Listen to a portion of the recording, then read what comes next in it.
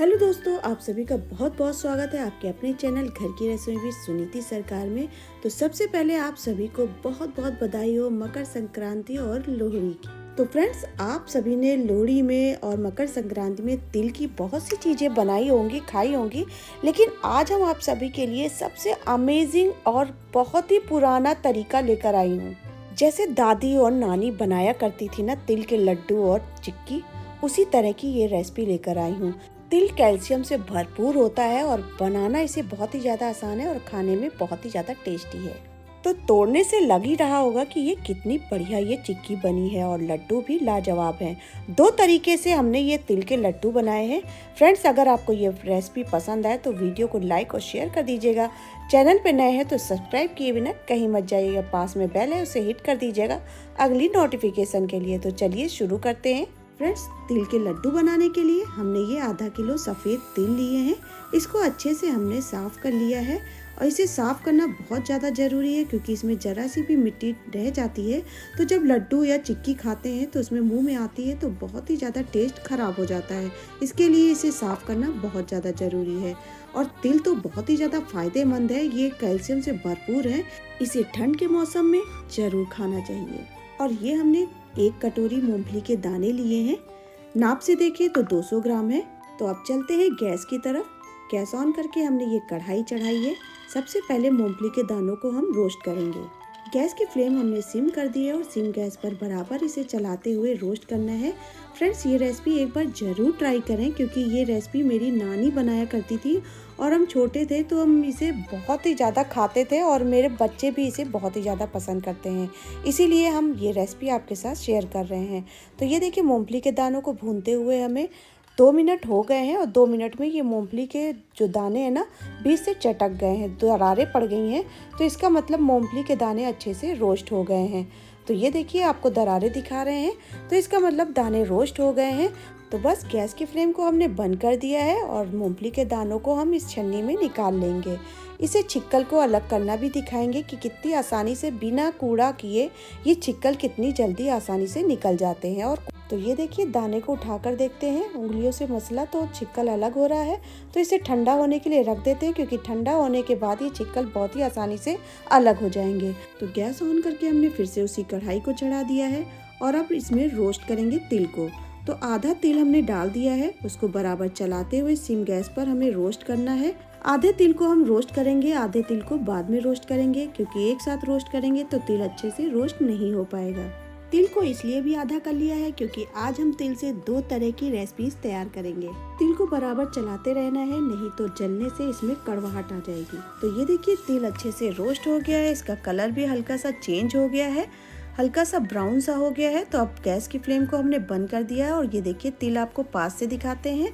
तो बस इसी तरह का हमें तिल रोस्ट करना है। तो गैस की फ्लेम को हमने बंद कर दिया है। बंद करने के बाद भी थोड़ी देरी से चलाते रहेंगे क्योंकि कढ़ाई अभी गर्म है। तो तिल अब थोड़े से ठंडे हो गए हैं तो एक बड़ा सा बर्तन लेंगे, उसमें हम तिल को निकाल लेंगे और फिर से उसी कढ़ाई को चढ़ा देंगे और बचे हुए तिल को फिर से उसी तरह से रोस्ट कर लेंगे। तो ये लीजिए, ये तिल भी अच्छे से रोस्ट हो गए हैं तो इसको थोड़ी ठंडा होने देते हैं। चलते हैं, अब मूंगफली ठंडी हो गई है, उसकी छिक्कल निकाल लेंगे। तो थोड़ा सा हमने मूंगफली जाली में रख लिया है छन्नी में, उसको हाथों से मसला। तो उसमें मसलते हुए नहीं बना तो सारे मूंगफली के दाने हमने एक बड़े बर्तन में पलट लिए हैं और उसको हाथों की मदद से इस तरह से मसलना है। खूब अच्छे से मसलेंगे तो छिक्कल अलग हो जाएंगे और फिर इस छन्नी से छान लेंगे। इस तरह से अगर छिक्कल को छानते हैं छन्नी में तो छिक्कल फैलते भी नहीं है और किचन भी गंदा नहीं होता है। तो थोड़े से छिक्कल बच गए थे, उसको भी हमने फिर से मसल लिया है और छन्नी में छान लिया है। तो ये देखिए, सारे छिक्कल मूंगफली के हट गए हैं। बहुत ही बढ़िया से ये मूंगफली के दाने निकल आए हैं और ये जो छिक्कल है उसको हम फेंक देंगे। और उधर देखिए, तिल भी ठंडा हो गया है तो उसको हम दूसरे बर्तन में निकाल लेंगे। और अब चलते हैं गैस की तरफ। गैस ऑन करके हमने फिर से उसी कढ़ाई को चढ़ा दिया है और कढ़ाई में हमने डाल दिया है 1 कटोरी गुड़। जिस कटोरी में हमने मूंगफली ली थी उसी कटोरी नाप से हमने गुड़ लिया है और तौल में देखो तो 200 ग्राम ये गुड़ लिया है। और अब इसमें डालेंगे 4 टेबल स्पून पानी। ये छोटा सा गिलास है, उसमें हमने पानी लिया है 4 टेबल स्पून। इसको गुड़ में पलट देंगे और इस स्पैचुला से इसको चलाएंगे। गैस की फ्लेम को सिम ही रखें, सिम गैस पर हमें गुड़ को गलाना है। अगर आपको सॉफ्ट लड्डू चाहिए तो गुड़ को गलते ही आप उसमें तिल को डाल दें तो बहुत ही सॉफ्ट लड्डू बनेंगे। अगर आप गुड़ को ज़्यादा पका देते हैं तो लड्डू हार्ड बन जाएंगे, इसलिए गुड़ को पकाते समय बहुत ही ज़्यादा सावधानी रखनी है। तो ये देखिए गुड़ अच्छे से गल गया है और थोड़ी देर इसको हम और पकाएंगे और अब इसमें ऐड करेंगे 1 टेबल स्पून देसी घी। देसी घी को ऐड करने के बाद स्पैचुला से इसको अच्छे से मिक्स कर देंगे गुड़ में। गुड़ की चाशनी में घी जो ऐड करते हैं ना, इससे जो लड्डू बनाते हैं या चिक्की बनाते हैं उसमें बहुत ही बढ़िया शाइन आ जाती है, इसलिए इसमें घी ऐड करना जरूरी होता है।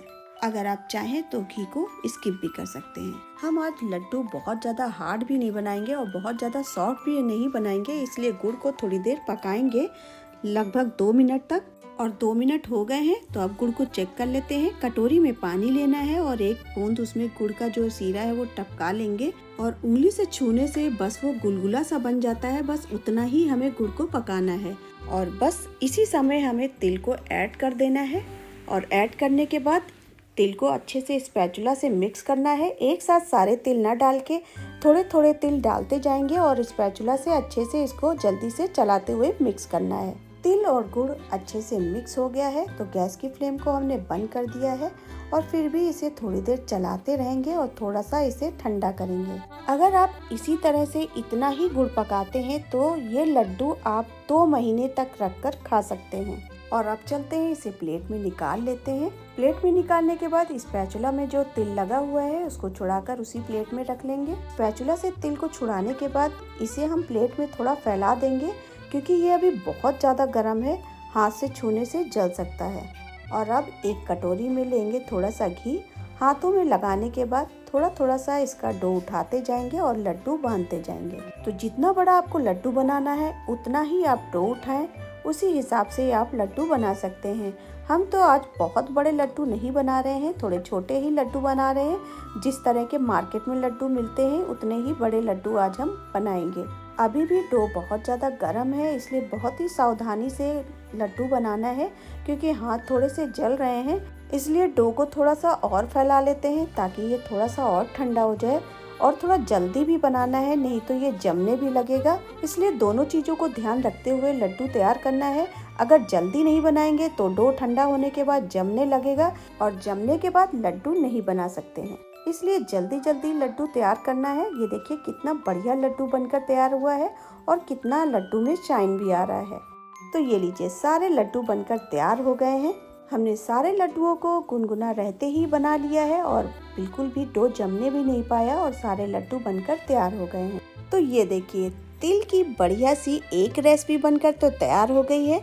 तो अब चलते हैं दूसरी तिल की रेसिपी तैयार करते हैं। तो उसके लिए हमने लिया है मिक्सी जार, और जो मूंगफली के दाने हमने छिक्कल हटा के रखे थे ना, उसको हम ग्राइंड कर लेंगे। और मूंगफली के दानों को ग्राइंड कर लिया है। तो ये देखिए, इतना हमें ग्राइंड करना है, बहुत ज़्यादा बारीक नहीं करना है, बिल्कुल आटे की तरह नहीं पीसना है, बस दरबरा सा हमें मूंगफली के दानों को पीसना है। ग्राइंड किए हुए मूंगफली के दानों को कटोरे में निकाल लेंगे। और अब चलते हैं तिल को देख लेते हैं। तो ये देखिए, बढ़िया से तिल ठंडे भी हो गए हैं और अच्छे से रोस्ट तो कर ही लिए थे। तो गैस ऑन करके फिर से हमने उसी कढ़ाई को चढ़ा दिया और गैस की फ्लेम को सिम कर दिया है। सिम करने के बाद 1 कटोरी हमने गुड़ डाला है, नाप से देखें तो 250 ग्राम गुड़ है। गुड़ डालने के बाद इसमें 4 टेबल स्पून पानी डालेंगे। उस वाली तिल की रेसिपी में हमने 200 ग्राम गुड़ लिया था, इसमें हमने 250 ग्राम गुड़ लिया है, क्योंकि तिल के साथ साथ इसमें मूंगफली के दाने भी हमने ऐड किए हैं, इसलिए इसमें गुड़ की क्वांटिटी थोड़ी बढ़ा दी है। इसमें भी हम गुड़ को उतना ही पकाएंगे जितना हमने उस रेसिपी में पकाया था। तो गुड़ देखिए गलने लगा है, तो स्पैचुला से इसे चला देंगे और ये देखिए गुड़ अच्छे से गल गया है। गलने के बाद हम इसे 2 मिनट तक और पकाएंगे। और अब इसमें ऐड करेंगे देसी घी 1 टेबल स्पून। देसी घी को ऐड करने के बाद स्पैचुला से इसको अच्छे से मिक्स कर देंगे। गुड़ को पकाते हुए 2 मिनट हो गए हैं, तो अब गुड़ को नहीं पकाना है, बस इसमें ऐड कर देंगे तिल को, जो तिल हमने रोस्ट करके रखे हैं। तो सारे तिल को हमने चाशनी में पलट दिया है और तिल को पलटने के बाद अब इसमें जो मूंगफली के दानों को हमने पीस के रखा है उसको भी हम इसी समय इसमें पलट देंगे और तीनों चीजों को एक साथ हम इसमें अच्छे से मिक्स करेंगे। अभी हमने गैस की फ्लेम को बंद नहीं किया है, वो सिम ही है और सिम गैस पर ही हम इसे बराबर चलाते हुए अच्छे से मिक्स करेंगे। जब सारी चीज़ें अच्छे से मिक्स हो जाएंगी तभी हम गैस को बंद करेंगे। इससे पहले वाली जो तिल की रेसिपी हमने तैयार करी है उसमें हमने मूंगफली के दानों का यूज नहीं किया है। ये जो हम तिल की रेसिपी बना रहे हैं इसमें हमने मूंगफली के दाने का यूज किया है, इसलिए दोनों रेसिपी एक दूसरे से बिल्कुल अलग हैं और खाने में टेस्ट भी दोनों का एकदम अलग है। तो गैस की फ्लेम को हमने बंद कर दिया है। जैसे ही सारी चीजें अच्छे से मिक्स हो गई हैं तो अब इसे बड़े कटोरे में निकाल लेते हैं। स्पैचुला में लगे हुए तिल को हमने छुड़ा लिया है, निकाल लिया है। और अब लेंगे चॉपिंग बोर्ड। चॉपिंग बोर्ड पे हमने ये पन्नी बिछा दी है और इसे घी से ग्रीस कर देंगे ताकि तिल का जो डो है वो इसमें चिपकने ना पाए। पन्नी को घी से ग्रीस करने के बाद जो तिल वाला डो है उसका आधा डो हम इसमें निकाल लेंगे। तिल के डो को निकालने के बाद पन्नी की मदद से इसको डो को अच्छे से मिक्स करेंगे ताकि ये अच्छे से चिपक जाए। तो ये देखिए पन्नी से बराबर इसे चलाते हुए डो अच्छे से चिपक गया है। तो अब इसे एक लोई की तरह तैयार करेंगे, चौकोर शेप देंगे और बेलन को भी घी से ग्रीस कर लेंगे ताकि इसमें चिपके नहीं।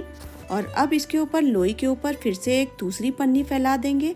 पन्नी को फैलाने के बाद बेलन की मदद से इसको हम बेलेंगे। बराबर से बेलना है हर तरफ, नहीं तो कहीं पे मोटी चिक्की बनेगी, कहीं पे पतली चिक्की बनेगी। तो ये देखिए हर तरफ से घुमाते हुए चिक्की को हमने बराबर बेल लिया है और अब ऊपर की पन्नी को हटा देंगे और हाथों की मदद से इसे चौकोर शेप देंगे। अगर इस चिक्की को बराबर से शेप दे देते हैं तो जो किनारी हमें काटनी पड़ती है वो हमें काटनी नहीं पड़ेगी। तो ये देखिए हमने कितना बढ़िया इसका चौकोर शेप दे दिया है। तो थोड़ा सा जो ऊपर से उभर गया है तो इसको फिर से बेलन की मदद से बेल देंगे और एकदम बराबर कर देंगे। तो ये देखिए बिल्कुल शेप में ये चिक्की बिलकर तैयार हो गई है। तो इसे ठंडा होने के लिए साइड में रख देते हैं और बचे हुए जो तिल है ना डो, उसका लड्डू तैयार कर लेते हैं। डो को हमने कटोरे में निकाला था, इसलिए डो अभी पूरी तरह से ठंडा नहीं हुआ है, हल्का सा अभी गर्म है। तो इसे चम्मच की मदद से हम इसे थोड़े थोड़े टुकड़ों में काट लेते हैं ताकि लड्डू बनाने में आसानी हो। तो ये देखिए लड्डू बढ़िया सा बनकर तैयार हो गया है। तो थोड़ा सा हमने मूंगफली के दाने का बुरादा निकाल लिया था। तो लड्डू बनाने के बाद उसी में हमने देखिए हल्का सा घुमा दिया है। तो कितना बढ़िया सा ये लड्डू लग रहा है। इसी तरह से सारे लड्डू बनाने के बाद इसी बुरादे में हम लपेट लेंगे। मूंगफली के बुरादे में लड्डू को लपेटने के बाद ये देखिए आपको पास से दिखाते हैं कितना बढ़िया ये लड्डू लग रहा है और खाने में बहुत ही ज़्यादा डिलीशियस है। तिल के सारे लड्डू हम इसी तरह से बनाकर तैयार कर लेंगे। तो ये देखिए इसके जो मूंगफली के दाने हैं वो ऊपर से दिखाई पड़ रहे हैं और खाने में जब मुंह में आते हैं तो बहुत ही ज़्यादा क्रंची और टेस्टी लगते हैं। सारे लड्डू बनकर तैयार हो गए हैं। तो अब इन सारे लड्डुओं को मूंगफली का जो पाउडर है उसमें घुमा दें ताकि सारा पाउडर जो मूंगफली के दानों का है वो लड्डुओं में अच्छे से लग जाए। तो ये देखिए बढ़िया से लड्डू बनकर तैयार हो गए हैं। तो आ गया ना मुंह में पानी। तो आज हमने तिल और गुड़ से 3 रेसिपीज तैयार करी हैं। इसी तरह से आप अनगिनत रेसिपीज बनाकर तैयार कर सकती हैं। तो ये देखिए खाने में कितना ज़्यादा टेस्टी है और बहुत ही बढ़िया ये लड्डू बनकर तैयार हुए हैं। आप इसे एयर टाइट कंटेनर में रखकर 2 महीने तक खा सकते हैं। तो लड्डू तो बनकर तैयार हो गए हैं। तो अब चिक्की भी अच्छे से सेट हो गई है। तो अब इसे पन्नी को ऊपर से निकाल देते हैं और चाकू की मदद से इसे मन चाहे पीसेस में कट कर लेते हैं। आज हम चिक्की के उसी तरह के पीस करेंगे जिस तरह से मार्केट में चिक्की के पीसेस मिलते हैं। तो ये लीजिए फ्रेंड, चिक्की भी कट कर तैयार हो गई है और देखने में कितनी बढ़िया लग रही है और खाने में भी बहुत ही ज़्यादा टेस्टी है। तो सारी चीज़ें तिल की तैयार हो गई हैं, लड्डू भी तैयार हो गए हैं और चिक्की भी तैयार हो गई है। तो अब चिक्की को तोड़कर भी दिखा देते हैं कि चिक्की कितनी कड़क बनी है। तो सुनिए आपने इसकी आवाज़। और चिक्की देखने में भी कितनी बढ़िया लग रही है और खाने में भी बहुत ही ज़्यादा लाजवाब है, क्योंकि इस चिक्की में तिल का टेस्ट है, गुड़ का और मूंगफली के दानों का भी। और बिना मूंगफली के दानों वाले लड्डू को देखें, ये देखिए ये भी कितने बढ़िया लग रहे हैं देखने में और बहुत ही चमकदार बने हैं। और ये रहे दूसरे लड्डू जिसमें मूंगफली के दाने पड़े हुए हैं। तो देखते ही आ गया ना मुंह में पानी। तो इस मकर संक्रांति और लोहड़ी में आप कौन से लड्डू और चिक्की बनाने जा रहे हैं, कमेंट बॉक्स में लिखकर मुझे जरूर बताइएगा। और इस रेसिपीज को आप किस शहर से देख रहे हैं ये भी बताइएगा।